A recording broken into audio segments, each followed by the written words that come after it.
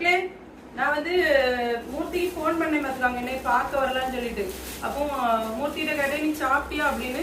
மணி 3 கிட்ட ஆச்சு மக்களே. ஆனா தம்பி இன்னும் சாப்பிடல. ஏன்னா என் ஃப்ரெண்டு வந்துதான் சமையல் பண்ணுவாங்க வேலையை போயிட்டு வந்து. வேற யாரும் பாக்குறதுக்கு இல்ல பாத்தீங்களா. அவங்க அப்பா உண்டு. அவங்க அப்பாவுக்கு கொஞ்சம் உடம்பு சரியில்லாம இருந்து முன்னே சொன்னேன். இப்ப கொஞ்சம் பரவாயில்ல, அவங்க பாத்துக்கிடுவாங்க. இவ வந்து இப்பதான் சமைச்சிட்டு இருந்தா. அந்த நான் எனக்கு மனசு கேட்கல, ஓடி வந்து பிரியாணி வாங்கிட்டு வந்தாங்க. தம்பி இனி சாப்பிட போறான்.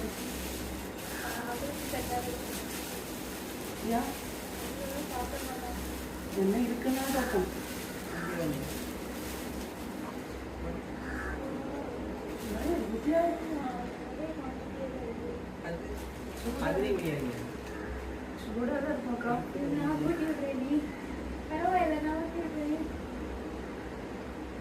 ஐயோ சூடு தம்பிக்கு.